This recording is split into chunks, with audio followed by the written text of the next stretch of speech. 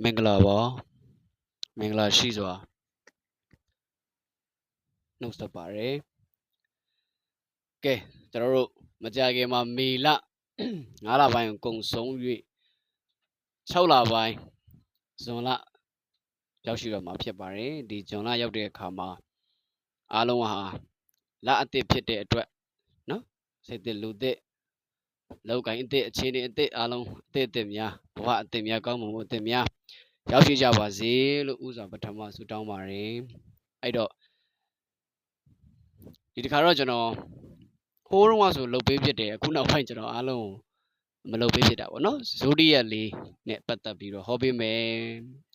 ဇိုဒီယက်ဆိုရဲရာသီကွင်း12ခုရာသီကွင်းတစ်ခုစီအလိုက်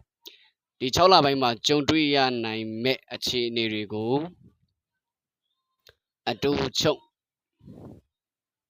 အတူချုံဆိုပေမဲ့အဲ့လိုလိုအပ်တာတွေပေါ့နော်ဟောသွားပေးမယ်ပြောပြသွားပေးမယ်12ရာသီကွင်းတစ်ခုချင်းစီအလိုက်ပေါ့အဲ့တော့အရင်ဦးဆုံး Aries ကနေပြီးတော့စမယ်ပြီးတော့နောက်ဆုံး Pisces အထိပေါ့နော်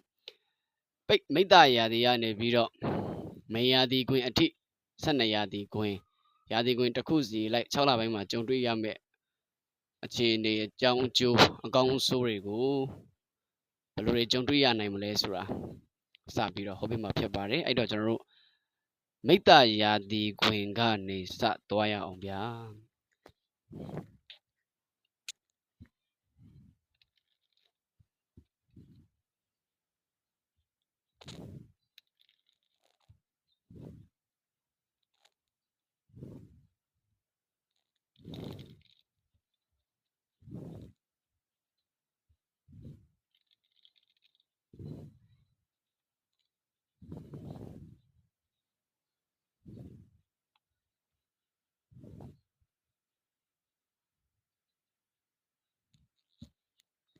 မိတ္တရာသီကွင်းပြဘဝများအတွက်ဒီလထဲမှာ temperance ဆိုတော့ဒီလထဲမှာတော်တော်များများက6လပိုင်းထဲမှာဆိုလို့ရှိရင်အချိန်ယူနေတာတွေအရှိန်ယူနေတာတွေစောင့်ဆိုင်နေတဲ့သတင်းကောင်းတွေကြားရဖို့ရှိမယ်ကိုတစ်ခုခုမျှော်လင့်နေတာရီမန်းနေတာမျှော်လင့်ထားတာပေါ့ဥမာအလုပ်လျှောက်ထားတယ်ဒီ interview ကကိုမခေါ်သေးဘူးဆိုလို့ရှိရင်အဲ့ဒီစောင့်နေတဲ့သတင်းကောင်းတွေကြားရနိုင်တယ်ကိုကတပြင်းနိုင်ငံတစ်ခုမှာကြောင်းလျှောက်ထားတယ်အဲ့ဒီကြောင်းမရသေးဘူးမခေါ်သေးဘူးဆိုလို့ရှိရင်ဒီလထဲမှာသတင်းကောင်းကြားရနိုင်တယ်တချို့ကလည်းအဲ့ဒီသတင်းကောင်းကြားရပြီးဒါပေမဲ့သွားဖို့စပြင်ဆင်ရတာမျိုးဖြစ်တတ်တယ်ဒီ6လပိုင်းထဲမှာ Aries တွေကဘာပဲလုံးနှစ်ခါလောက်စဉ်းစားပြီးမှလုပ်ပါတစ်ခါတည်းနဲ့အပိသက်တစ်ဖြတ်တည်းနဲ့မဆုံးဖြတ်ပါနဲ့လို့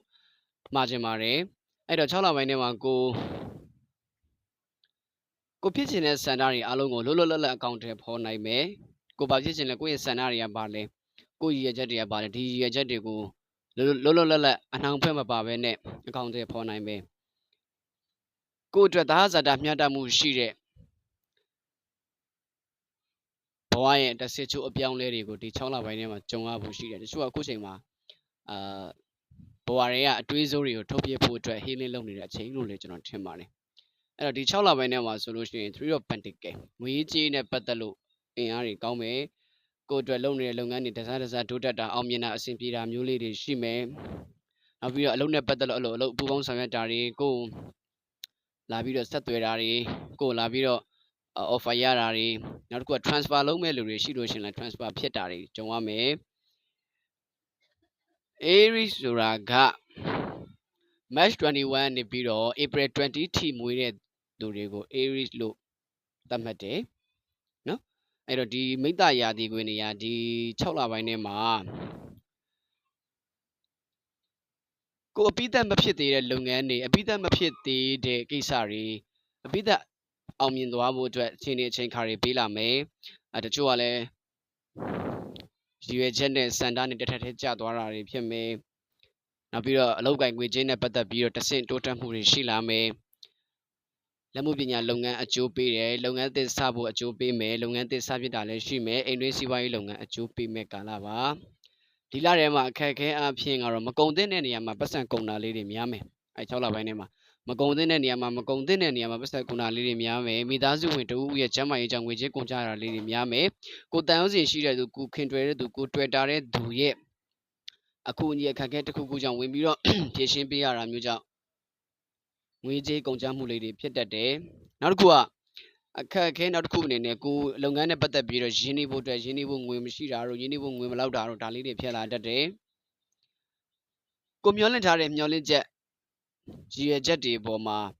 ကပြက်ရပြက်လုံးမဲ့လူတချို့ရဲ့စကားလုံးတွေကြောင့်လည်းအခက်အခဲလေးတွေဖြစ်တတ်တဲ့သတိထားပါအဲ့တော့ဒီ6လပိုင်းထဲမှာဆိုလို့ရှိရင်တော့ The Star အဲ့ဒီ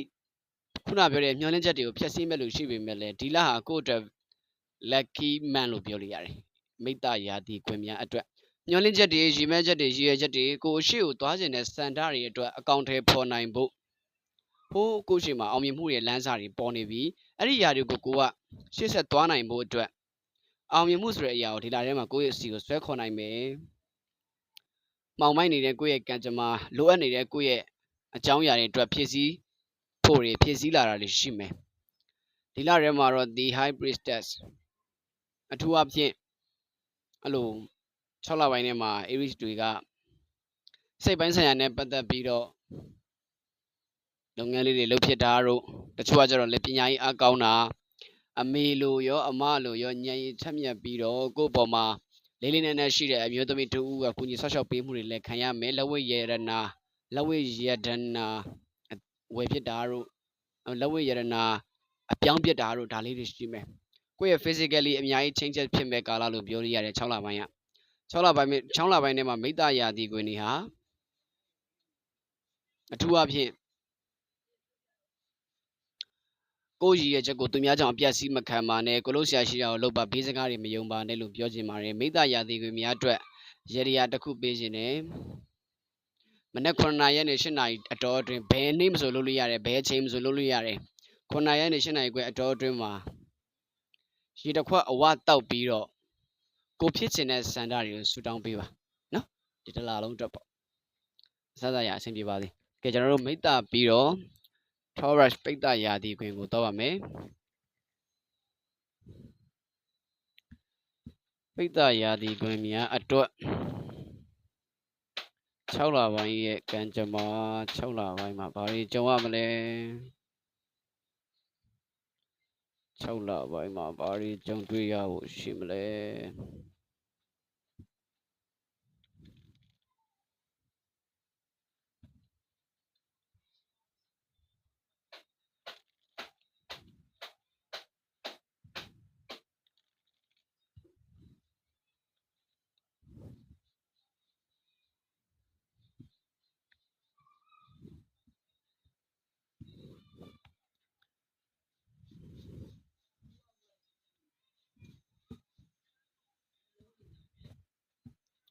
ပိတ္တရာသီခွင်များ6လပိုင်းထဲမှာ King of Pentacles ငွေကြေးနဲ့ပတ်သက်လို့လုံးဝပြည့်စုံမှုရှိလာလိမ့်မယ်လို့ထင်တယ်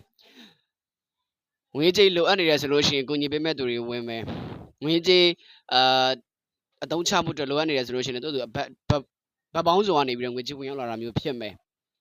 ရဖို့ရှိတဲ့ငွေကြေးတွေတော့ဝယ်ပြန်ရရှိတာမျိုးဖြစ်မယ်ပေးစရာရှိတဲ့ငွေကြေးတွေအပြီးသက်ပေးနိုင်တာမျိုးဖြစ်မယ် Taurus တွေဒီ6လပိုင်းထဲမှာအစစရာကိုအေးချမ်းချမ်းလေးနဲ့စဉ်းစားဆုံးဖြတ်ပါစိတ်မလောပါနဲ့စိတ်မကြီးပါနဲ့ King of Pentacles ဆိုတဲ့အတိုင်းပဲကိုမှထက်မြက်တဲ့စိတ်ဓာတ်တွေဒီလာထဲမှာရရှိမယ်လုံးဝလူကလှုပ်ချင်စိတ်ကန်ချင်စိတ်ရှေ့ဆက်သွားချင်စိတ်အရင်တက်ကြွလာတာမျိုးတွေဖြစ်လာမယ်ကိုယ့်ရဲ့အကျိုးစီးပွားလုပ်ငန်းပေါ်မှာပို့ပြီးတော့အားစိုက်ထုတ်လာတာအလုပ်ကိုပို့ပြီးတော့အားစိုက်လာမိတာပေါ့နော်ပြီးတော့လုပ်ငန်းတွေပို့ပြီးတော့ချဲ့ထွင်တာလုပ်ငန်းတွေပို့ပြီးတော့တွင်ကျဲလာတာဒါမျိုးတွေဖြစ်မယ်ဆိုင်ခွဲတစ်တွေဖွင့်တာနေရာတစ်တွေရတာနောက်တစ်ခုအနေနဲ့စေတနာလည်းကိုယ့်ပေါ်မှာရှိတယ်ဆိုတော့အမျိုးသားတို့ဦးနဲ့စုံစည်းပြီးတော့ကိုကြီးပံ့ပိုးပေးမှုတွေရရှိတာမျိုးဖြစ်တတ်တယ်တချို့အမျိုးသမီးလေးများကျွန်တော်ရဲ့အမများညီမများSugar Daddy လို့ပုံစံမျိုးရှိတဲ့လူမျိုးနဲ့လည်းစုံရတတ်ပါတယ်နော်ကဲပိတ္တရာသီဝင်များအတွက်ဒီလောက်မှာ judgment အဟောင်းတွေကနေအသစ်တွေပြင်ဖြစ်လာမယ်ကိုယ့်ရဲ့စိတ်ထဲမှာရှိနေ အရေးချင်းနေဒီလာထဲမှာတိုးတက်မှုတွေရှိမယ်အောင်မြင်မှုတွေရှိမယ်ကိုယ်စိတ်ထဲမှာမြုံနေတဲ့ကိုထဲမှာမြုံနေတဲ့မသိစိတ်ထဲမှာမြုံနေတဲ့ကိုယ့်ရဲ့ power တွေဒီလာထဲမှာအပေါ်တက်ကြွလာမယ်အဲ့လိုတက်ကြွလာပြီးတော့ကိုရိုင်းအောင်မသိလိုက်တဲ့အောင်မြင်မှုတွေကိုဒီလာထဲမှာခံစားရရှိနိုင်မယ်ကိုယ့်ရဲ့ခန္ဓာကိုယ်တွေကိုမှရှိနေတဲ့အရေးအချင်းအစမ်းစတွေကိုကိုယ်တိုင်မြင်လာရမယ်ကာလပါ Taurus တွေအိမ်မကောင်းရမကောင်းလေးတွေမတ်တက်တယ်ဘဝမှာမထင်မှတ်ထားတဲ့ရည်ရွယ်ချက်အသစ်များဒီလာထဲမှာချမှတ်မိလိမ့်မယ် Six of Cup ကိုယ်အခွင့်အရေးလာပေးမဲ့သူတွေရှိတယ်တချို့ကခြေရေးဆိုခံရတာတွေများမယ်နောက်တစ်ခုကဒီလာထဲမှာဤသားမရှိသေးတဲ့သူ single တွေဆိုလို့ရှိရင်ကိုယ်လာဖွင့်ပြောတာကိုယ်လာပြီးတော့သဘောကျကြောင်းတွေပြောတာဒါတွေများမယ်တွဲနေတဲ့သူရှိတယ်ရည်သားရှိနေတဲ့သူရှိတယ်လက်တွဲပေါ်ရှိတယ်ဆိုလို့ရှိရင်သူနဲ့ဘယ်လိုဘဝကိုရှေ့ဆက်သွားမယ်ဆိုပြီးတော့အဆင့်တက်ဖို့အတွက်ကြိုးစားတာအထုတာမျိုးတွေဖြစ်မယ်တော့ကျွန်တော်တို့ Facebook မှာတွေ့တယ်ဒီ Taurus ဆိုတဲ့ပိဿရာသီဝင်ကိုတောအရက်လို့ခေါ်ကြတယ်အမှန်တကယ်အဲ့လိုလေမသုံးသင့်ဘူးလို့ကျွန်တော်ကတော့ထင်ပါတယ်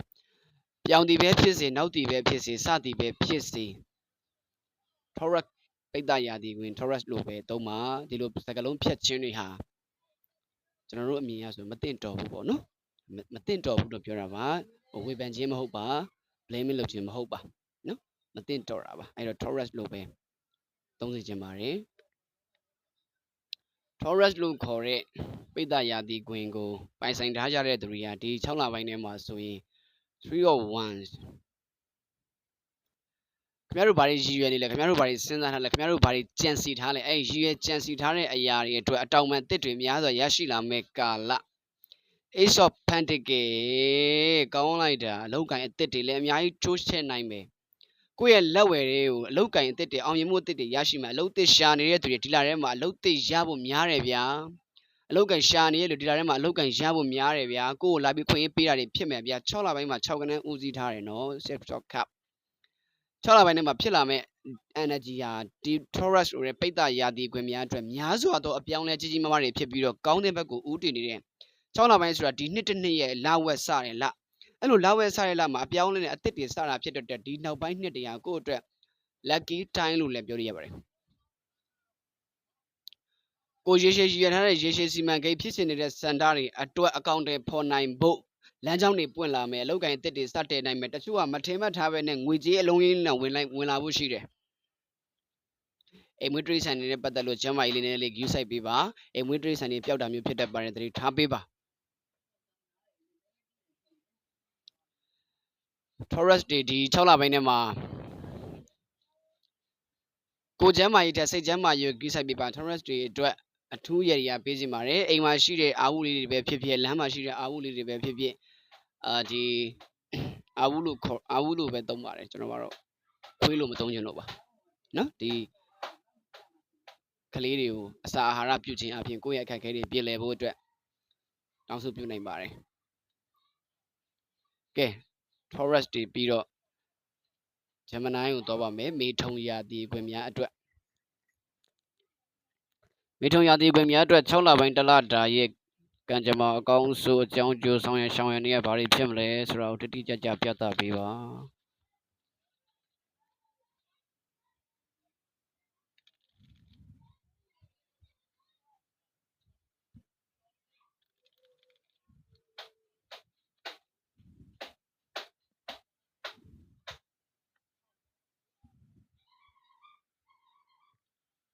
မေထုံလို့ခေါ်တဲ့ Gemini တွေဒီလထဲမှာ7 of Swords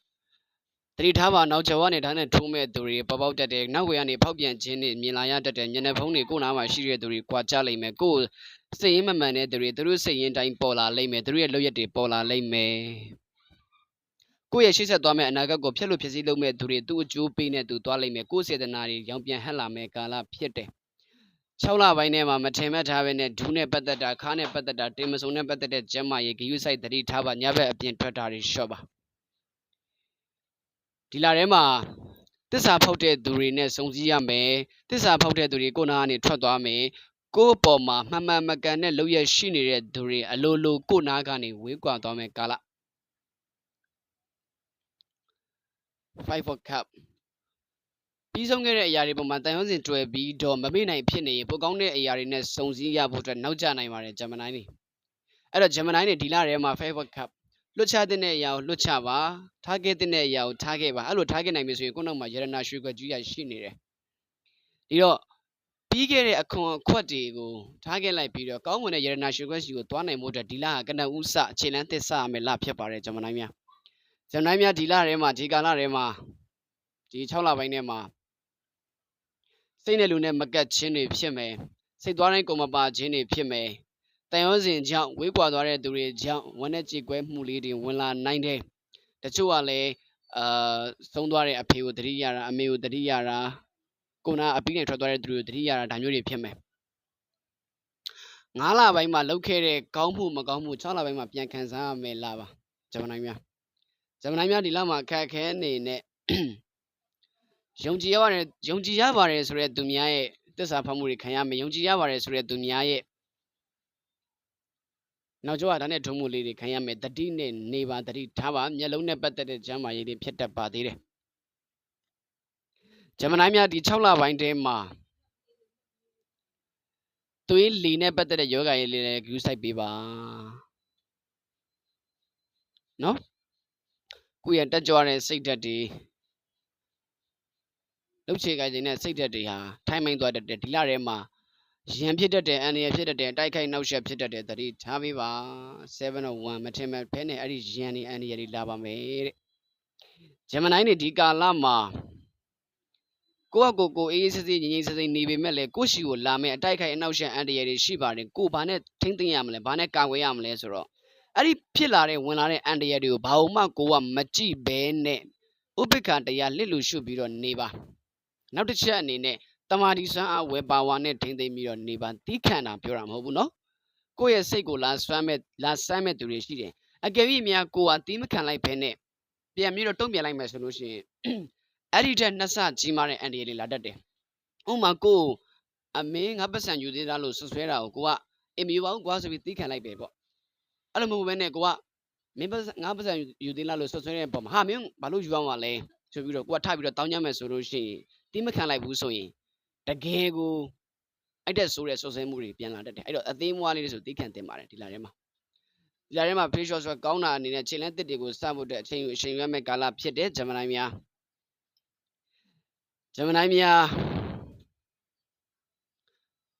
လွတ်မချနိုင်တဲ့စိတ်အစွဲတွေလွတ်မချနိုင်တဲ့ဝမ်းနည်းမှုတွေလွတ်မချနိုင်တဲ့တောကတွေကကိုယ်ဒီလာထဲမှာပြန်ပြီးတော့တံပြန်တက်ရောက်ပြီးတော့တောကတွေဖြစ်ဝင်လာတတ်ပါတယ်တတိထားပါအလောက်ကိုင်းနဲ့ပတ်သက်ပြီးတော့ရှေ့ကိုဆက်မရောက်တာမျိုးတွေဖြစ်တတ်တယ်အလောက်ကိုင်းနဲ့ပတ်သက်ပြီးတော့တင်တဲ့နေတက်ရတာမျိုးအလုတ်ဆံမှုပဲဖြစ်ရတာမျိုးဒါတွေရှိလို့ရှိရင်စိတ်ရှင်းထားပြီးတော့ကြိုးစားပါအောင်မြင်တတ်ပါတယ်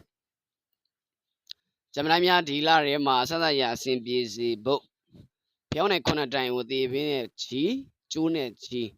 မိမိယုံကြည်ရဘာသာရေးပုံကိုများလှူဒန်းမှာပူးပြီးတော့လှူဒန်းမှာဘုရားဘာသာဆိုရင်တော့ဘုရားရည်မြင်တစ်ခုခုကကိုယ့်ရဲ့မွေးနံတောင်းသွားလှူဒန်းမှာကဲဂျမနိုင်းများပြီးတော့ကျွန်တော်တို့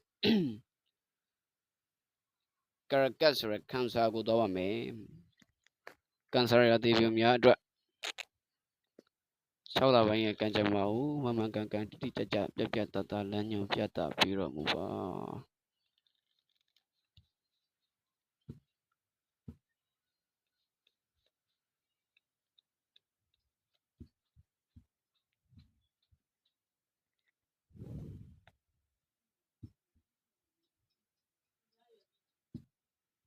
ကရကတ်လို့ခေါ်တဲ့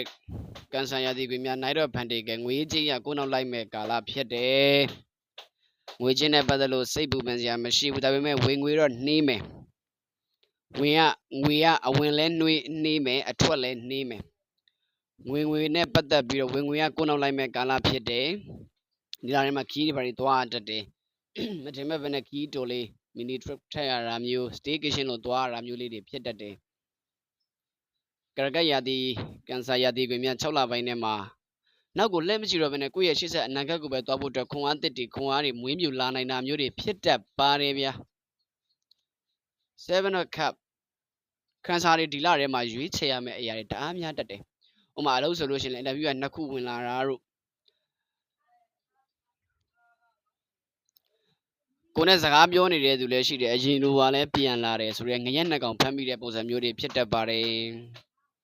ဘယ်သူကိုရွေးချယ်လို့ရွေးချယ်မှမသိဘူးဆိုရဲရွေးချယ်ရခက်ချင်းတွေဖြစ်လာတတ်ပါတယ်သတိထားပါချစ်ချင်းမြတ်တာနဲ့ပတ်သက်၍တော်၎င်းတန်ရုံးစင်နဲ့ပတ်သက်၍တော်၎င်းလူမှုရေးနဲ့ပတ်သက်၍တော်၎င်းဘယ်အရာကိုရွေးချယ်မှမသိရမျိုးဖြစ်တတ်တယ်ရွေးချယ်မှုမှားတတ်တယ်နောက်ပြီးတော့ကိုရိုင်းကစအဲ့လိုနည်းနည်းလေးဘယ်လိုပြောရမလဲအဲ့တော့ကိုရိုင်းကနေပြီးတော့ရွေးချယ်မှုမှားတာတွေဖြစ်တတ်တာပေါ့ဗျာနော်ဒီကာလထဲမှာကန်ဆာရာသီကိုနေ strong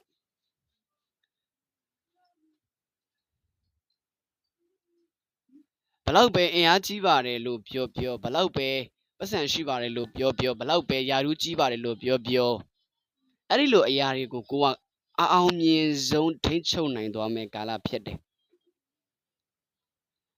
ပြောရရင်ကိုဂလန်ကဆန်လုပ်နေတဲ့အရာတွေဒီလထဲမှာဂလန်ကဆန်မလုပ်တော့ဘဲနဲ့ကိုနဲ့တညီတညွတ်သေးဖြစ်လာတာမျိုးတွေကြုံရမယ်ကိုနားလည်မှုလွဲနေတာတွေဒီကာလထဲမှာနားလည်မှုလွဲနေတဲ့လူတချို့ကိုနဲ့ပတ်သက်လို့အမြင်မှန်တွေပြန်ရလာပဲကန်ဆာကရရာသီတွေများဒီကာလထဲမှာဖြစ်ချင်တဲ့ဆန္ဒရည်ချက်ရည်မှန်းချက်တွေကိုသွားနိုင်ဖို့အတွက်ခွန်အားသစ်စိတ်ဓာတ်ခွန်အားသစ်တွေရမယ်အများအကျိုးကိုတတ်နိုင်တဲ့လောက်တည်ဖို့ဆောင်ရွက်မိမယ်မထင်မှတ်ဘဲနဲ့အလှူအတန်းဆောင်ရွက်မိတာမျိုးလေးတွေဖြစ်မယ်ထန်းတော့ခပ်မိသားစုနဲ့ပတ်သက်လို့ပျော်ရွှင်ရတာမျိုးတွေဖြစ်မယ်မိသားစုပြန်လည်ဆုံစည်းရတာမျိုးတွေဖြစ်မယ်တည်ငောင်းကြားရတာမျိုးတွေဖြစ်မယ်အိမ်အောင်တယ်များအိမ်အောင်ရှင်များကိုယ့်ရဲ့မိသားစုမှာလိုအပ်နေတဲ့လိုအပ်ချက်တွေပြည့်စုံလာမယ်အိမ်အောင်ပရိဘောဂအသစ်တွေဝယ်မိတာမျိုးတွေလည်းဖြစ်တတ်ပါသေးတယ်အိမ်အောင်ပရိဘောဂအသစ်ဝယ်မိမယ်ဆိုတာကတော့အိမ်အောင်တယ်မဟုတ်တဲ့လူတွေလည်းအကျုံးဝင်ပါတယ်Peugeot Cup အချစ်တစ်ကိုခြေလန်းစားပြစ်မဲ့ကာလဖြစ်တဲ့ကန်ဆာရီတချို့ကဇလန်းဟောင်းနေအားလုံးကိုပြည်ဇလန်းတစ်ကိုပဲသွားတော့မယ်ကိုယ့်ပေါ်မှာတကယ်ကိုတော်ကီလဲကောင်းတယ်နော်သူ့ရဲ့ဒိုင်ယာလို့ရကိုနဲ့ပတ်သက်လို့အရန်အသေးဆွဲဖြစ်စေမဲ့လူတစ်ယောက်နဲ့စုံစည်းရနိုင်တဲ့အမျိုးသားဖြစ်စေအမျိုးသမီးဖြစ်စေအဲ့လိုလူမျိုးနဲ့စုံစည်းရပြီးတော့အချစ်တစ်ကိုဇလန်းတစ်စားဖို့အတွက်ရင်းနေတဲ့သူတွေလည်းပါမယ်လို့ကျွန်တော်ထင်ပါတယ်စုံစည်းရနိုင်တယ်လို့ထင်ပါတယ်စိတ်အေးချမ်းမှုတွေများစွာရရှိမဲ့ကာလနောက်ပြီးတော့ဒီကန်ဆာများဒီလထဲမှာ6လပိုင်းထဲမှာမထင်မဲ့ဖဲနဲ့တော်၎င်းတမင်ရည်ရွယ်ထားပြီးတော့တော်ပွဲတော်၎င်းဘဝရဲ့တက်လန်းအချို့ကိုမြင်လာရတာမျိုးဘဝရဲ့တက်လန်းအချို့ကိုရွေးချယ်မိတာမျိုးတွေလည်းဖြစ်လာနိုင်ပါတယ်ကန်ဆာရာသီခွင်များအနေနဲ့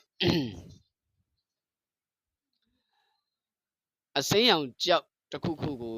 ဝယ်ပြီးတော့ဒီလထဲမှာစောင့်ထားခြင်းအပြင်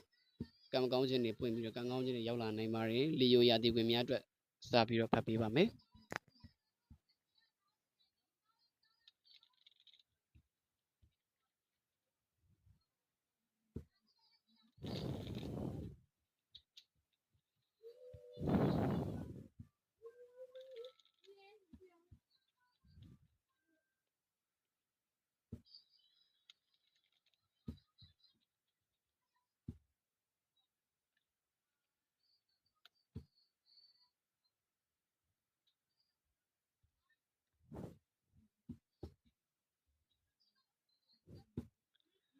လီယိုများအတွက်လီယိုကတော့စရPeugeot Cup နဲ့ပြန်စပါတယ်လီယိုတွေကအခုချိန်မှာတချို့ကလည်း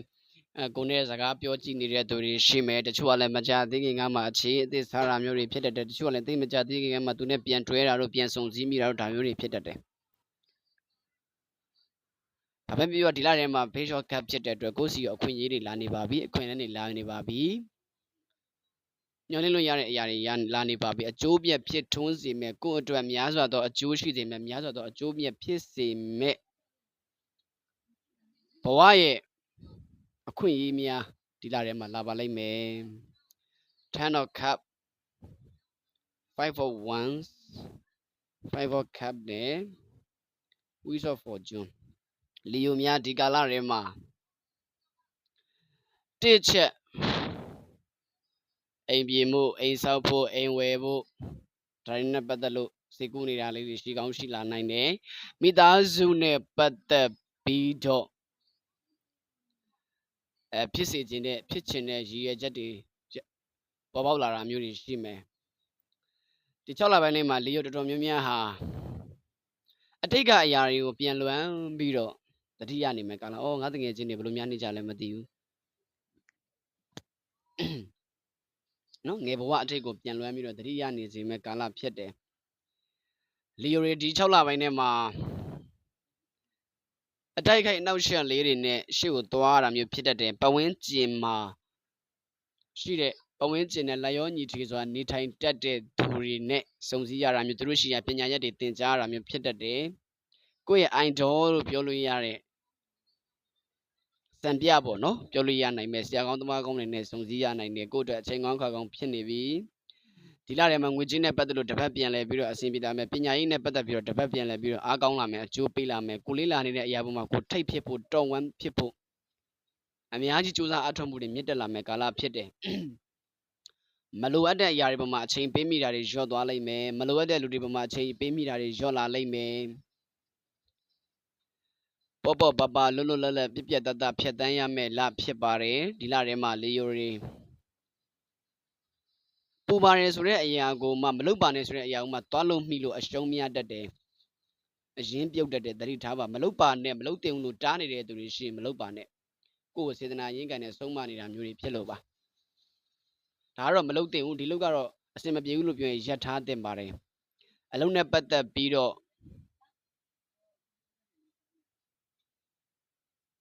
ဝန်ထမ်းချင်းမညီညွတ်တာတို့လူမှုရေးပြဿနာလေးတွေတော့ကြုံတွေ့ရနိုင်ပါတယ်တတိထားပါ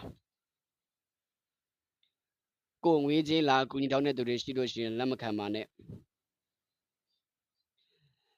6လပိုင်းထဲမှာလီယိုဆိုတဲ့တက်ရသည်ဝင်တွေဟာ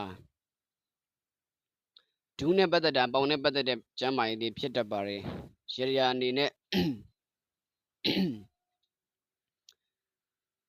ခလေးလေးတွေကိုမုတ်ဝဲကျွေးပြီးတော့ကိုဖြစ်ချင်တဲ့ဆန္ဒတွေဆူတောင်းပါဗျာကဲလီယိုပြီးတော့ဗာဂိုရာသီခွင်ကံရာသီခွင်ကိုဆက်သွားပါမယ်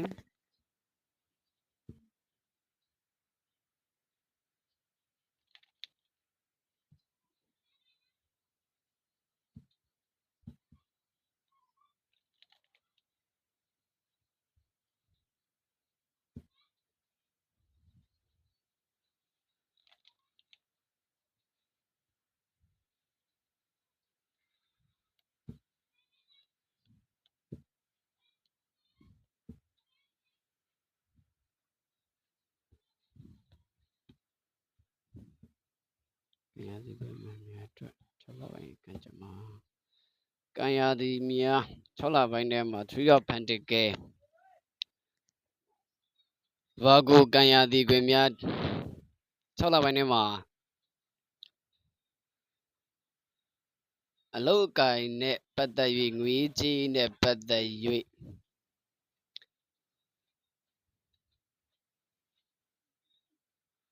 ကိုယုံကြည်မှုတွေပို့ပြီးတော့တိုးမဲ့ကာလဖြစ်တယ်တချို့ကလည်းအခုချိန်မှာကိုအလုပ်တော်ခေါ်နေတာရှိပေမဲ့လုံတင်လားမလုံတင်လားစဉ်းစားနေတဲ့သူရွေးချယ်နေတဲ့သူတွေဖြစ်မယ်ဒီလထဲမှာယာဒူတူရာတို့လာဇာတူရာတို့ဒါမျိုးလေးတွေလည်းဖြစ်တတ်တယ်နောက်ထပ်အဆင့်တစ်ခုမြင့်မှုအတွက်အခြေအနေကောင်းအကြောင်းကျိုးအခြေအနေပြီးလာတာမျိုးလေးတွေကြုံရမယ့်ကာလဖြစ်တဲ့ justice ဆရာနဲ့ပတ်သက်တဲ့ကိစ္စပညာရေးနဲ့ပတ်သက်တဲ့ကိစ္စတွေအကျိုးထူးအောင်မြင်မဲ့ကာလဖြစ်တယ်ကိုယ့်ရဲ့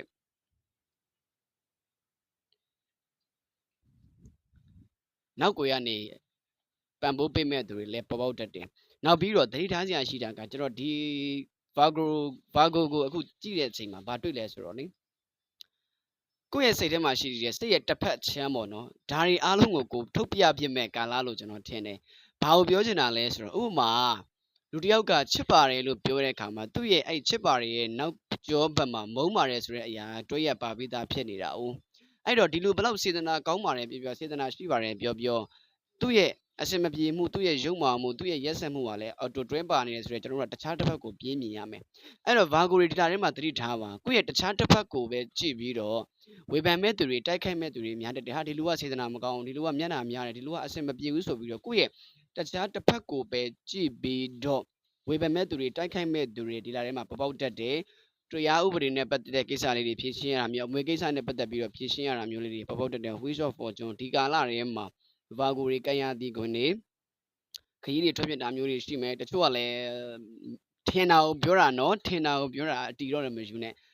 ဂျပန်သွားဖို့လုပ်နေတဲ့သူတွေရှိတဲ့ခါကျလို့ရှိရင်အဲဂျပန်သွားဖို့လုပ်နေတဲ့ပြဿနာမှာကို passport ကိစ္စမှာနဲ့ visa ကိစ္စမှာအခက်အခဲရှိတာလေးတွေကိုကြော်ဖြတ်သွားနိုင်မယ်ဗျာ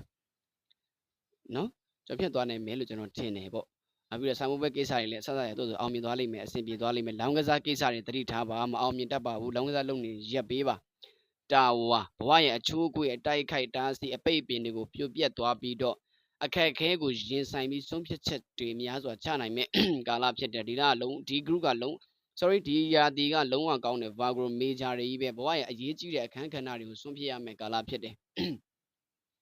အရန်ကိုမှအရေးပါတဲ့အရာတွေကိုဆုံးဖြတ်ရမှာဖြစ်တယ် Virgo ကိုမှကျွန်တော်တို့Virgo အင်္ဂါနေ့ပူဟာ Virgo ကျာတပရိနိမဝါရာတွေဆိုပို့ပြီးတော့အကျိုးပေးမယ်လို့ကျွန်တော်ထင်တယ်အဲ့တော့ဒီ6လပိုင်းထဲမှာဆိုလို့ရှိရင်အပြောင်းလဲအပြောင်းရွှေ့ရှိမယ်အချိန်ကိုတေချာအသုံးချပါတေချာအသုံးပြုပါပြောင်းကြည့်ခြင်းမပြောင်းကြည့်ခြင်းခင်ဗျားတို့ဒီလမှာပြောင်းရမယ်ဆိုတဲ့အပြောင်းလဲတစ်ခုလာမှာကောင်းသောအပြောင်းလဲဖြစ်ဖို့အတွက်စိတ်သက်ခွန်အားတွေများစွာရရှိဖို့အတွက်အပြောင်းလဲတစ်ခုဆရာကောင်းသွားကောင်းတွေနဲ့စုံတွေ့မှလားချစ်သူစသဖြင့်မှာဘာပဲဖြစ်ဖြစ်ကိုယ့်အတွက်ပိုကောင်းဖို့အတွက်ဖြစ်လာမယ်အပြောင်းလဲတစ်ခုကိုခံစားရမယ်ကာလဖြစ်တယ်ကိုယ့်ရဲ့ရှေ့ဆက်သွားရမယ်ရှေ့ဆက်ခရီးအတွက်ပန်းနိုင်တစ်ခုကိုနီးစပ်လာဖို့ဖြစ်လာမယ်အပြောင်းလဲတစ်ခုပေါ့နော်ဒါလေးတွေရှိပါမယ်ဒီလထဲမှာစစရအဆင်ပြေစေဖို့အတွက်ရရအနေနဲ့ပေးရမယ်ဆိုလို့ရှိရင်ဗာဂိုများဆာရွက်တရက်ပေါ်မှာကိုယ့်ရဲ့ဖြစ်ချင်တဲ့စံနာတွေကိုရေးပြီးတော့ချောင်းဖြစ်ဖြစ်မြစ်ဖြစ်ဖြစ်ရေးစီးတဲ့နေရာတစ်ခုမှာမျောလိုက်ပါပြီးရင်တကယ်ဖြစ်လာပြီးတော့လည်းစိတ်ထဲမှာယုံကြည်ထားလိုက်ပါအနည်းနဲ့အမြန်အောင်မြင်လာတတ်ပါတယ်နော်ကဲဗာဂိုပြီးရင်ကျွန်တော်တို့ Libra 2ရာသီခွင်များကိုတော့ပါမယ်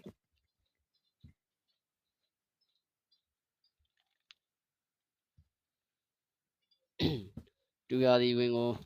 ပိုင်ဆိုင်ထားတဲ့ပုဂ္ဂိုလ်များအကိုအမများအတွက်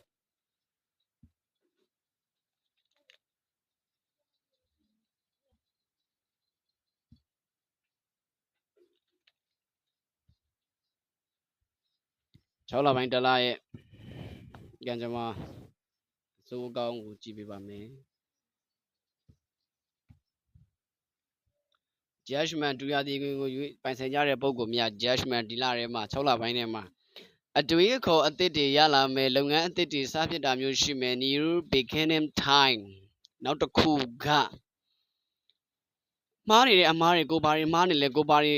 လုပ်ဖို့လိုအပ်နေလဲကိုယ့်ရဲ့လိုအပ်ချက်တွေကိုမြင်လာမယ်ကိုယ့်ရဲ့ဖြည့်ဆည်းရမယ်ဖြည့်ဆွမ်းရမယ်ဖြစ်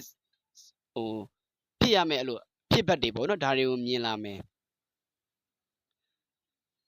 လိုအပ်နေတဲ့လိုအပ်ချက်တွေကိုပြည့်နိုင်ဖို့အတွက်ဘဝတစ်ခုကိုဆက်ပြီးတော့အောင်မြင်စွာသွားနိုင်ဖို့အတွက်လုံးဝအဲ့လိုသိရမလားကိုပိုတိလာတာကွာအဲ့လိုတိလာခြင်းမျိုးတွေ weekend weekend ဖြစ်လာတယ်လို့ခေါ်မလားနော်ကိုပို့ပြီးသိရှိလာခြင်းတွေများစွာကြုံရမယ်ကာလဖြစ်တဲ့ the sun ဆိုရဲကတ်ထွက်တဲ့အတွက် Libra ဆိုတဲ့2ရာသီဝင်ဒီလထဲမှာအတိုက်ခိုက်နောက်ရှက်အန္တရာယ်ကင်းရှင်းစွာနဲ့ရည်ချက်ရှိရှိရီမှန်းချက်ရှိဘာကိုပဲလှုပ်ယုံကြည်မှုရှိနဲ့ဆောင်ရွက်ပါလို့မှာချင်ပါတယ် Wheel of Fortune ဘလောက်ကောင်းလဲဗျာအချိန်ကောင်းအခါကောင်းဖြစ်ပါတယ် Libra တွေဆိုတော့တခုပြောချင်တာကအနူမကူအပူကူးတယ်ဆိုတဲ့စကားပဲကိုကိုအေးအေးစင်းနေပေမဲ့လည်းဒီလထဲမှာကိုလာပြီးတော့အပူတွေလာပေးတာတွေတောကတွေလာပေးတာတွေပြဿနာတွေလာပေးတာတွေဒါတွေကြုံရမယ်Ace of Cup ဒီလထဲမှာပဲလအစမှာပဲတချို့ကလည်းတစုံတစ်ယောက်နဲ့စတင်စုံစည်းရတာမျိုးတွေဖြစ်မယ်နောက်ပြီးတော့အလုပ်ကိုင်တစ်ခုစတင်သွားရတာမျိုးတွေဖြစ်မယ်အခွင့်အရေးတစ်ခုကိုယ်စီရောက်လာတာမျိုးတွေရှိမယ် Ten of Wands ဘာကြောင့်အဲ့ဒီခွင့်ရမလဲဆိုတော့အခုကိုမှဝင်ပြနေတဲ့အရာတွေမလုပ်ချင်မနဲ့လုပ်နေရတဲ့အရာတွေစိတ်ပင်ပန်းနေရတဲ့အရာတွေအဲ့ဒီအရာတွေကနေယုံထွက်လာနိုင်ပြီးတော့ပိုကောင်းတဲ့အရာတစ်ခုကိုကူးပြောင်းမဲ့ကာလမှာ Libra ရှိနေတာဗျာနောက်တစ်ချက်အနေနဲ့ Libra တွေဒီလထဲမှာပျော်ပျော်ရွှင်ရွှင်လွတ်လွတ်လပ်လပ်နေလို့ရတဲ့ကာလတစ်ခုလည်းဖြစ်တဲ့အပြင်ကိုလုပ်ခဲ့တဲ့ကုသိုလ်ကံတွေကပြန်အကျိုးပေးမဲ့ကာလလို့လည်းပြောလို့ရတယ်အချိန်ကောင်းကိုဆွဆွဲနေတဲ့ဆွဆွဲချက်တွေအလုံးကင်းရှင်းသွားမယ်ရင်ဆိုင်နေရတဲ့တရားဥပဒေတွေအနိုင်ဆိုင်အပြိုင်နေအနိုင်ရရှိဖို့တွေ့တယ် ဒီ Libra တွေကဒီ6လပိုင်းထဲမှာဆိုလို့ရှိရင်နှလုံးသားရဲ့စန္ဒကနေဖြစ်ပေါ်လာတဲ့ခံစားချက်အသစ်တွေစိတ်ပိုင်းဆိုင်ရာနဲ့ပတ်သက်လို့တောက်ပတဲ့စိတ်ရှင်းတဲ့စိတ်အေးချမ်းမှုတွေဒါတွေကိုလည်းရရှိပိုင်ဆိုင်မဲ့ကာလဖြစ်တယ်Libra အတွက်ဒီလအတွက်ရရပေးရမယ်ဆိုလို့ရှိရင်စားရည်နဲ့ရေချိုးပေးပါကိုယ့်ရဲ့မွေးရရောက်တိုင်းကဲ Libra တွေပြီးတော့ Scorpio ဘိတ်စာတွေသွားပါမယ်ချိတ်စာရာသီခွင်များအတွက်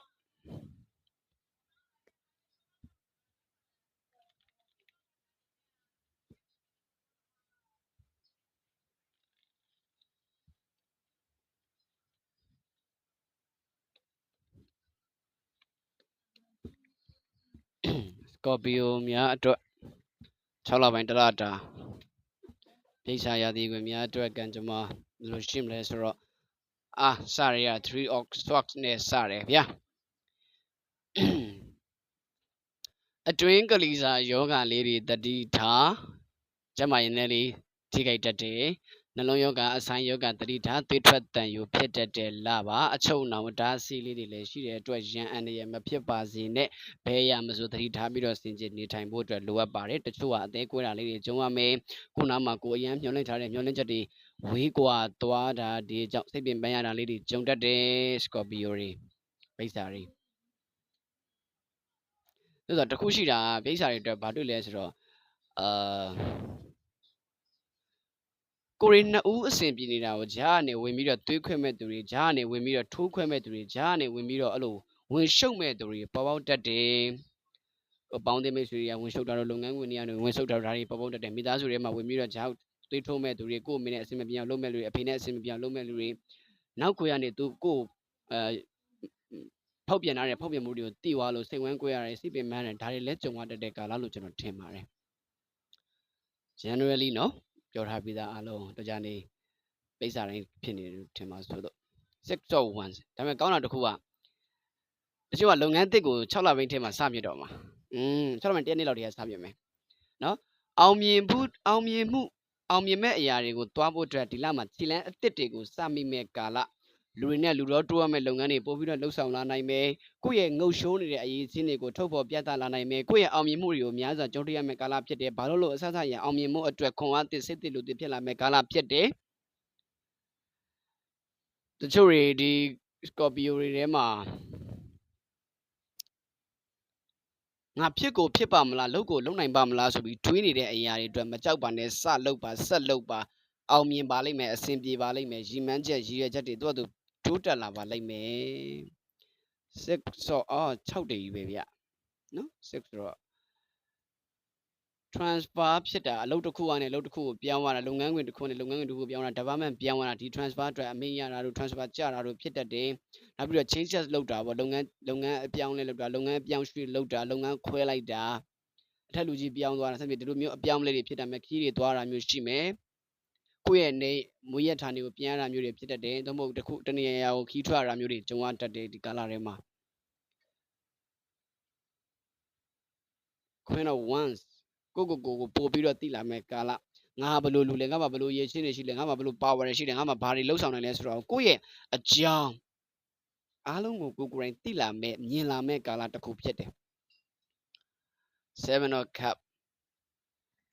ကိုဘဝတွေကိုခေါ်သွားတဲ့လူကိုဆက်ခေါ်သွားတဲ့လားထားခဲ့ရမဲ့သူထားခဲ့ရမလားဆိုပြီးတော့ရွေးချယ်ရခတ်မဲ့ကာလလို့လည်းပြောလို့ရတယ်နောက်တစ်ခုကထွေဝေမှုများမဲ့လပါငါလှုပ်တင်လားမလှုပ်တင်လားလှုပ်ရင်ကောင်းမလားမကောင်းဘူးလားဒီလိုတွေ့ဝေမှုတွေများတဲ့တွေ့မှုတွေများမဲ့ကာလတလားလို့လည်းပြောလို့ရတယ် Scorpio တွေ Scorpio တွေ6လပိုင်းထဲမှာ6ကနန်းစိုးမှုတာဖြစ်တဲ့အတွက်အထူးခြားဆုံးအနေနဲ့မကောင်းခဲ့တဲ့အရာတွေအပြောင်းရွှေ့အပြောင်းလဲဖြစ်မဲ့အခြေနဲ့ပတ်သက်လို့ရှိရင်ဝင်ရှုပ်နေတဲ့အရှုပ်ရှင်းတွေရှိနေအောင်မှာဘသူခွဲဒုံမခွဲဆိုပြီးတော့ညီညွတ်ပြန်ဖြစ်သွားပါလိမ့်မယ်အခြေမှာစင်ကယ်ရင်ဆိုလို့ရှိရင်တော့ဒီလထဲမှာကိုယ့်ထက်ငယ်တဲ့သူနဲ့စုံစည်းရတာမျိုးတွေ့တာမျိုးဖြစ်တတ်ပါတယ်အစစရအစီပြေစီဖို့အတွက်ကိုယ့်ရဲ့မွေးနံတောင်းသွားပြီးတော့ဖျောင်းနေသုံးတယ်လူတိုင်းမှုရဆူတောင်းကြည့်လိုက်ပါဗျာပြပ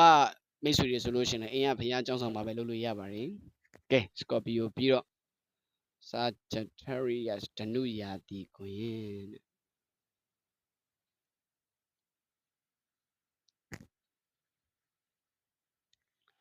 ဓနုရာသီခွင်များအတွက်6လပိုင်းအတွက်လတာကံကြမ္မာကိုတိတိကျကျပြည့်ပြည့်သားသားလမ်းညွှန်ပြသပေးပါ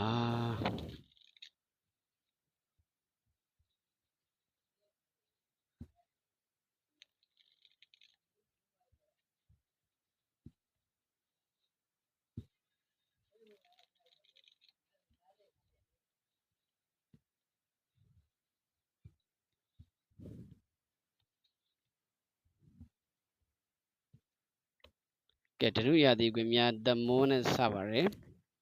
အဲ့တော့ဓနုတွေဒီလထဲမှာတွေ့ဝေငေးမမှုများမယ်ဘာကိုလွမ်းလို့လွမ်းမမသိဘာကိုသတိရလို့သတိရမှမသိတဲ့စိတ်တွေဖြစ်ပေါ်မယ်ကိုနောက်နောက်ပြန်ရခြင်းမျိုးတွေဖြစ်မယ်တို့တော့တခုရှိတာကတဘာဝတရားကြီးကကိုယ့်ရဲ့ကံကပေါ့နော်အကျိုးပေးပြီးတော့ဖြစ်ကိုဖြစ်ရမယ်လုပ်ကိုလုပ်ရမယ်ဆိုတဲ့လမ်းကြောင်းတွေပေါ်ပေါက်လာတာမျိုးရှိမယ်ကိုနဲ့ကန်ဆက်တဲ့သူတွေနဲ့စုံစည်းရမယ်ကန်ဆက်တဲ့အလုပ်တွေလုပ်ဆောင်ရမယ်ကန်ဆက်တဲ့အရာတွေကိုအကျိုးပေးမဲ့ကာလတစ်ခုထဲမှာပါတယ် Sagittarius တွေဓနုရာသီခွင်များဒီလထဲမှာ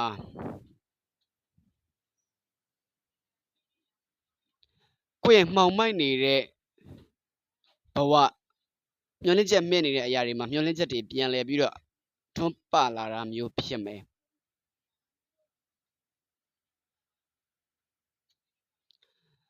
သူတစ်ပါးကိစ္စတွေဝင်ကူညီရင်းနဲ့ကိုယ်မှာအရှုပ်ရှင်းတွေဖြစ်တတ်တဲ့တတိထားပါသေသားနဲ့ပတ်သက်တဲ့ယောဂဖြစ်တတ်တဲ့အင်ရအမီရဲ့ကျမ်းမာရေးတစ်ခုခုသတင်းကြားရတာမျိုးတွေဖြစ်တတ်တယ်အမီနဲ့ပတ်သက်လို့စိတ်ပင်ပန်းစရာလေးတွေကြုံရတာမျိုးလေးတွေရှိတတ်တယ်5 of Pentacles ငွေကြေးနည်းနည်းလေးအခက်အခဲဖြစ်တာမျိုးလေးတွေဒီလထဲမှာကြုံရမယ်ငွေကြေးမလောက်တာတို့ပေးစရာရှိတာလေးတွေမပေးနိုင်တာတို့လိုအပ်ချက်ရှိတာတို့အသုံးလိုက်တာများသွားတာတို့ဝယ်လက်မိပြီးဝယ်လက်မိတာများသွားတာတို့ဒါလေးတွေကြုံရတဲ့ကာလတစ်ခုခုဖြစ်မယ်နောက်ပြီးတော့ငွေကြေးမုံလောက်လို့အတွက်ကိုယ်မနည်းနည်းလေးကြံရဖန်ရခတ်နေတာတို့အဆင်ပြေပါမလားဆိုပြီးတော့စိတ်ပူပင်တော့ကရောက်လာတာတို့ဒါလေးတွေနည်းနည်းလေးကြုံတွေ့ရမယ်ကာလဖြစ်တယ်ဒါပေမဲ့စိတ်ပူပင်နဲ့ King of Wandsခုနပြောတဲ့စိတ်ပင်ပန်းစရာတွေအဆင်မပြေစရာတွေအခက်အခဲတွေအားလုံးကိုအောင်မြင်ဆုံးရင်ဆိုင်ဖြတ်တန်းသွားနိုင်မဲ့ကာလတစ်ခုဖြစ်ပါတယ်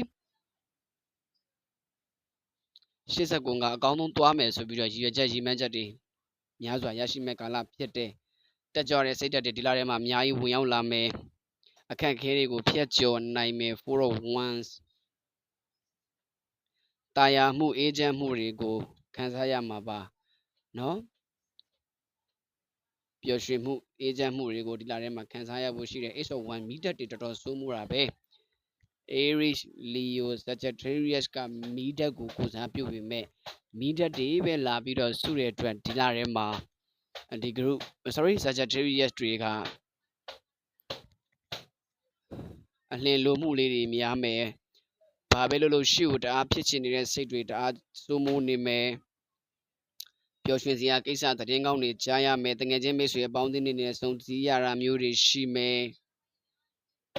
ဝေးကွာနေတဲ့သူတွေနဲ့ပြန်ဆုံစည်းရတာမျိုးလေးတွေရှိမယ်အလူတန်းလှုပ်ဆောင်ရတာမျိုးလေးတွေရှိမယ်အလုံးနဲ့ပတ်သက်ပြီးတော့အလုပ်တစ်ခုခြေလမ်းတစ်ခုစဖို့အတွက်စပြလိမ့်မယ်မလျှောက်ဖြစ်တာမျိုးတွေတော့နည်းနည်းလေးရှိမယ်လုပ်ဖို့ပဲရှိရတာပေါ့နော်တကယ်မလုပ်ရသေးတာမျိုးလေးတွေကြုံရတတ်တယ်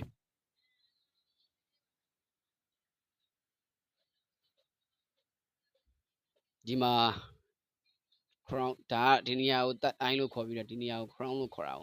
crown chakra နားမှာမီးတွေတောက်နေတာဖြစ်တဲ့အတွက်အရန်ကိုမှပူးထူးနေအောင်စဉ်းစားပြီးမှဘာဖြေးမှမထွက်ဘူးဆိုတာမျိုးတွေလည်းကြုံရတတ်တယ်။ဒါတော့ဒီလထဲမှာ Sagittarius တွေကောင်းတာအနေနဲ့ကိုလောက်ရမယ်ရှေ့ဆက်သွားရမယ်လမ်းကြောင်းတွေကိုကိုမြင်လာမယ်ငါဘာလုပ်ရမလဲငါဘယ်လိုသွားရမယ်ဆိုပြီးမြင်လာမယ်ကျမ်းမာရေးနဲ့ပတ်သက်ပြီးတော့ခေါင်းကိုက်တဲ့ယောဂဝေဒနာလေးတွေခံစားရတတ်တယ်ခေါင်းမူတဲ့ယောဂဝေဒနာလေးတွေခံစားရတတ်ပါတယ်ငွေကြေးပျောက်တာလေးတွေဖြစ်တတ်တဲ့သတိထားပေးပါဒီလထဲမှာသတိထားစရာအနေနဲ့ပြောချင်တာကတော့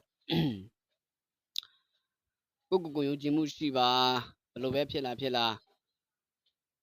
အားမလျှော့ပါနဲ့ဇွဲမလျှော့ပါနဲ့ ကိုနောက်မှာအရန်အင်အားကြီးတဲ့အရာတစ်ခုကနောက်ခံနေရနေပြီးကိုညီပတ်ပိုးပေးပါလိမ့်မယ်ကိုညီပတ်ပိုးပေးတာမျိုးတွေကြုံရပါလိမ့်မယ်အိမ်ပြောင်းမှုအိမ်ရှိဖို့ပြည်စင်နေတဲ့သူတွေအဆင်ပြေပါလိမ့်မယ်အခက်အခဲမရှိနိုင်ပါဘူးနော်ဒီ group ဒီ Sagittarius တွေအတွက် group ပဲမှားနေ group ပက်ကကနဲ့ရရအနေနဲ့ပေးချင်တာကတော့ကိုယ့်ရဲ့အိမ်ရှိသို့မဟုတ်အခန်းရှိသို့မဟုတ်အဆောင်ရှိသို့မဟုတ်ကိုယ့်ရဲ့နေရာလေးမှာမှန်လေးတစ်ချက်ကိုချိတ်ထားလိုက်ပါဒါဆိုသူအဆင်ပြေသွားပါလိမ့်မယ်မှန်ကန်ကန်ဖြစ်သွားမယ်ဗျာကက်ပရီကိုမကရရာသီခွင်များအတွက်6လပိုင်းတလတာရဲ့ကံကြမ္မာကိုဖတ်ပေးပါမယ်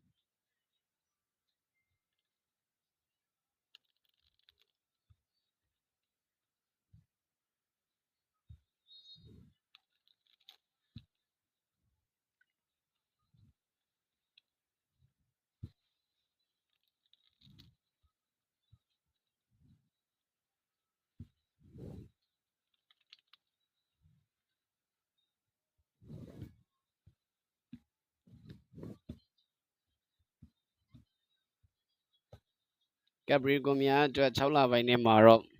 King of Pentacles Six of Cups High Priestess Two of Wands Five of Pentacles ကက်ပရီကွန်ရာသီခွင်များဒီ6လပိုင်းတည်းမှာငွေကြေးနဲ့ပတ်သက်ပြီးတော့ပြောမယ်ဆိုလို့ရှိရင်အဲ့လိုတခုခုကိုလုပ်ငန်းရင်းနှီးလိုက်တာကြောင့်ငွေကြေးနည်းနည်းလေးအခက်အခဲဖြစ်သွားတာမျိုးလေးတွေကြုံရမယ်အခုလက်ရှိချိန်မှာ Capricorn မကရရာသီခွင်များဟာ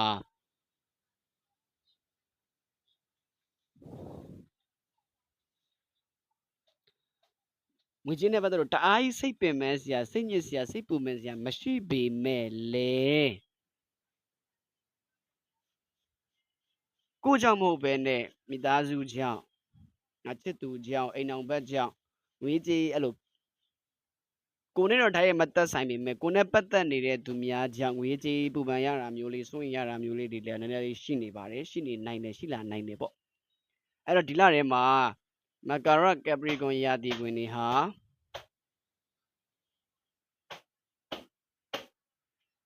ကိုယ့်ရဲ့ဘဝရှေ့ဆက်ပို့ပြီးတော့အဆင့်တစ်ခုမြင့်တက်ဖို့ကိုငငယ်လေးရရည်ရွယ်ခဲ့တဲ့ရည်မှန်းချက်ကိုငယ်လေးရစဉ်းစားခဲ့တဲ့အရာအဲ့ဒါတွေအားလုံးကိုဖြစ်ချင်တဲ့စံထားတွေအကောင့်ထဲပေါ်လာနိုင်မှုအတွက်ခြေလမ်းအသစ်ကိုစရတာမျိုးဖြစ်မယ်ကိုစောင့်ဆိုင်နေတဲ့ကိစ္စကိုမျှော်လင့်နေတဲ့ကိစ္စကိုရည်ရွယ်ထားတဲ့ကိစ္စပေါ်မှာအဲ့လိုရည်ရွယ်ထားတဲ့ကိစ္စတွေအတွက်သတင်းကောင်းတွေကြားလာမျိုးတွေကြုံရမယ်နောက်ပြီးတော့ကိုယ့်ရဲ့ inner power လို့ခေါ်တဲ့အတွင်းစိတ်ထဲမှာရှိနေတဲ့ကိုယ့်ရဲ့စိတ်ထဲမှာရှိနေတဲ့ငုံရှိုးနေတဲ့အရေးချင်းတွေထွက်ပေါ်လာမယ်ပျော်ရွှင်မှုအသစ်ဘဝအသစ်ခံစားချက်အသစ်လေးတွေဝင်လာမဲ့ကာလဖြစ်တယ်မကရရာသီခွင်တွေရာဒီ6လပိုင်းထဲမှာ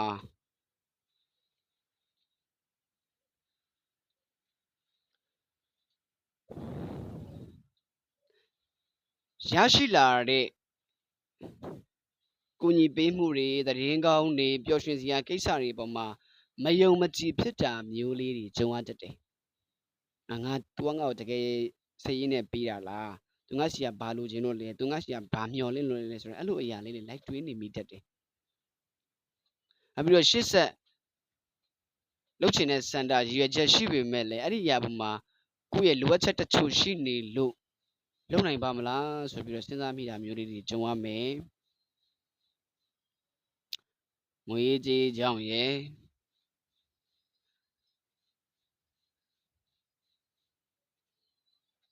လူမှုရေးကြောင့်ရယ်နည်းနည်းလေးအခက်အခဲလေးရှိမဲ့ကာလတစ်ခုလို့တွေ့တယ်ငွေကြေးနဲ့ပတ်သက်ပြီးတော့အဲ့လိုကိုကြောင့်တော့မဟုတ်ပေမဲ့ကိုမိသားစုကြောင့်ငွေကြေးနဲ့ပတ်သက်လို့စိတ်ပင်ပန်းတာမျိုးတွေကြုံရမယ်အချစ်ရဆုံးအခင်းတွေ့ရဆုံးသူများနဲ့ဝေးကွာရတာမျိုးလေးတွေကြောင့်စိတ်ပင်ပန်းစရာလေးတွေဝင်တတ်တယ်အချစ်ရဆုံးဆိုတဲ့တငယ်ချင်းတွေပြပထွက်တာမောင်နှမတွေပြပထွက်တာဒါတွေကြောင့်စိတ်ပင်ပန်းတာမျိုးဒါမှမဟုတ်ကိုယ်တိုင်ကထွက်လို့သူတို့နဲ့ဝေးရတာဒါမျိုးလေးတွေကြောင့်စိတ်ပင်ပန်းစရာလေးတွေ တတိယလွမ်းဆွမှုလေးတွေပေါ့နော်ဒါလေးကြုံရတဲ့ကာလဖြစ်တယ်ဒီလထဲမှာစသရအဆင်ပြေစေဖို့အတွက်ကိုယ့်ရဲ့မိခင်ကိုရှိမှန်းပြီးတော့ပါတောင်းမှမှာအဖြစ်တယ်နော်ကဲ Aquarius ကုန်ရသူခင်များအတွက်6လပိုင်းတစ်လတာကံကြမ္မာခြင်းတွေကိုစတင်ဟောပေးပါမယ်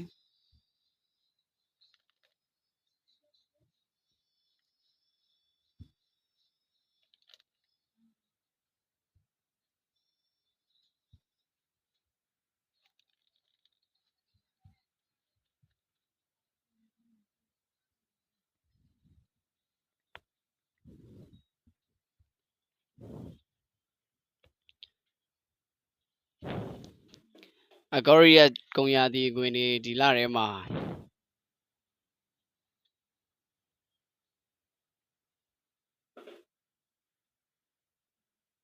မထင်မှတ်ထားပဲနဲ့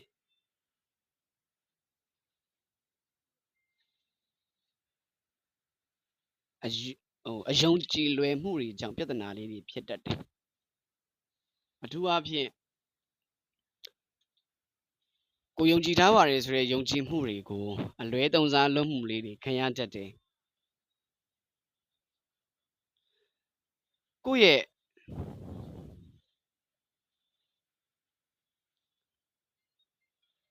တစ်ဖက်လူပေါ်မှာတန်ဖိုးထားမှုလေးစားမှုမျက်နှာမှုတွေကိုအဲ့တစ်ဖက်လူကညောင်းနဲ့ရောက်သွားအောင်ပြောလာတဲ့စကားလုံးတွေလောက်ရက်တွေကြောင့်နောင်နာရခြင်းမျိုးတွေလည်းဝင်လာတတ်ပါတယ်။ဘာကြောင့်လဲ Town of Swords ဒီလထဲမှာ Aquarius တွေစိတ်ပင်ပန်းစရာတွေရှိမယ်။သို့တော့တခုရှိတာကဘလောက်ပဲစိတ်ညစ်ညစ်စိတ်ပင်ပန်းအားလုံးကိုထားခဲ့ပြီးတော့ငါဝေးရကိုထွက်သွားတော့မယ်။ငါအတွက်စိတ်ညစ်အောင်လုပ်နေတဲ့အရာတွေစိတ်ပင်ပန်းအောင်လုပ်နေတဲ့အရာတွေငါဘလောက်ကောင်းအောင်လုပ်ပေးငါဘလောက်အဆင်ပြေအောင်လုပ်ပေးငါ့ကိုအမြင်နဲ့မကြည့်ကြဘူးငါ့ကိုပြဿနာတွေပဲရှာနေကြတယ်အဲ့တော့ငါဒီနေပေးကနေငါထွက်သွားတော့မယ်ဆိုပြီးတော့ယုံထွက်လိုက်နေတာမျိုးတွေဖြစ်မယ်ဗျာ။အဲ့ဒီလိုယုံထွက်လိုက်နိုင်ပြီးတဲ့အခါမှာ High Priestess ပဲကိုဘာလုပ်ရမလဲဆိုတော့ပို့ပြီးတော့မြင်လာမယ်စိတ်အေးချမ်းမှုတွေပိုရလာမယ်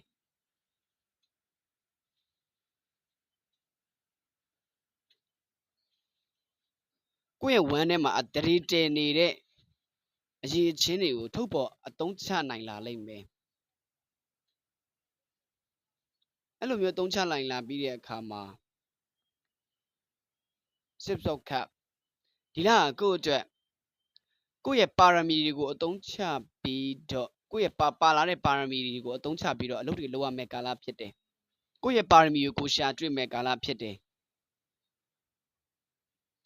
ကိုဘာလုပ်တဲ့နေဆိုတာကိုလည်းနီးပေးလမ်းပြလုပ်တဲ့သူတွေပေါလာမယ်ဒါပေမဲ့ကိုယ့်ကိုတွန်းချမဲ့သူတွေလဲချမဲ့သူတွေပြဿနာရှာမဲ့သူတွေအနားမှာဝင်းရနာမျိုးကိုကြုံရတတ်တယ်ကိုသွားချင်တဲ့လမ်းတစ်ခုဖျောက်တန်းသွားလို့မရဘူးရှေ့မှာကိုယ်တွန်းချမဲ့သူတွေရိုက်ချမဲ့သူတွေပြဿနာရှာမဲ့သူတွေများစွာကြုံရတတ်တဲ့ကာလတစ်ခုကဒီလထဲမှာပါတယ်အခြေရေးအင်တာဗျူးတွေနဲ့ပတ်သက်လို့ရှိရင်လည်းပဲကိုယ့်ရဲ့တန်ဖိုးနားလည်ပေးခြင်းမရှိမှုတွေခံစားရတတ်တဲ့ကာလဖြစ်တယ်ဒါတော့ပဲကိုကောင်းအောင်ပဲနေပေးကိုအမြင်မကြည့်တာအမြင်မတူတာတွေပေါ့နော်ဒါတွေကြုံရတတ်တယ်ဒီလထဲမှာဆက်ရအဆင်ပြေစေဖို့ရေတန့်တဘူးကိုဘုရားကိုလှူပြီးတော့ဆုတောင်းပါသို့မဟုတ်ရေတန့်ကုသိုလ်လုပ်ပေးပါAquarius တွေပြီးတော့နောက်ဆုံးမင်းရသည်ကိုရင် Pisces များအတွက်တော့မယ်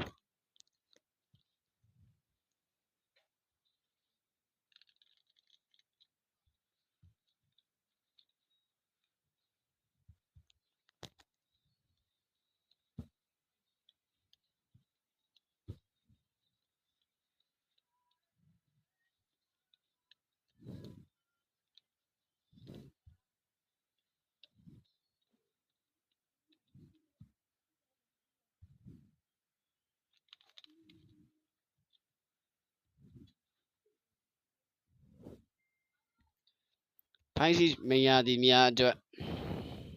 6လပိုင်းတလတာရဲ့ကံကြမ္မာဟာဆိုရင်ဖြင့် Six of Swords ပြောင်းရွှေ့အပြောင်းလဲတွေကြုံရမယ့်ကာလ သို့မဟုတ်နောက်နာရခြင်းနဲ့ကြုံရမယ့်ကာလမှန်ကန်တဲ့သူတွေကိုမရွေးချယ်မိခဲ့ခြင်းမှန်ကန်တဲ့အလုပ်တွေကိုမရွေးချယ်မိခဲ့ခြင်းဘဝရဲ့အခွင့်အရေးအခွင့်အလမ်းတွေကိုဆုံးရှုံးခဲ့ရခြင်းတွေအပေါ်မှာကိုပြန်မြင်ပြီးတော့စိတ်ပိုင်းဆိုင်ရာအဖြစ်နောက်နာရနိုင်တဲ့ကာလဖြစ်တယ်။နောက်ပြီးတချို့ကလည်းအလုပ်ထွက်လိုက်ရတာ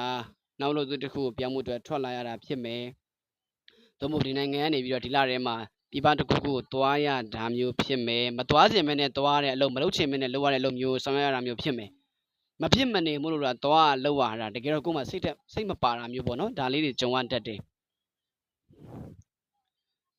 Emperor ဖိုင်းစီများဒီလထဲမှာအကျက်အချင်းကျက်လေးတွေနဲ့ရေဆိုင်ရမှုလေးတွေရှိပေမဲ့လို့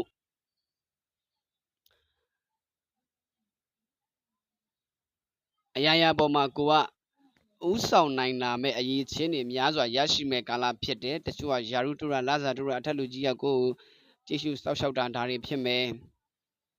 ရန်အန်ရည်တွေရှင်းသွားမယ်ကိုယုံကြည်မှုတွေပို့ပြီးတော့ရရှိလာမယ်ကိုမိကိုအားကိုးနေတဲ့သူတွေရဲ့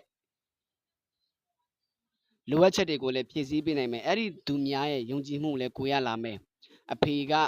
ဖေနဲ့ပတ်သက်လို့တော့၎င်းအကိုနဲ့ပတ်သက်လို့တော့၎င်းချစ်သူရည်စားနဲ့ပတ်သက်လို့တော့၎င်းအနှဲငယ်စိတ်ပင်ပန်းရတာလေးတွေကြုံရတတ်တယ်ခင်းတော့ဖန်တကယ်သို့တော့လိုအပ်နေတဲ့ငွေကြေးရောအမျိုးသားတဦးစီကနေရတာမျိုးဖြစ်တတ်တယ်အမျိုးသားတဦးကကိုအဲ့လိုကိုကြီးပေးတာမျိုးတွေလည်းကြုံရတတ်တယ်နောက်ပြီးတော့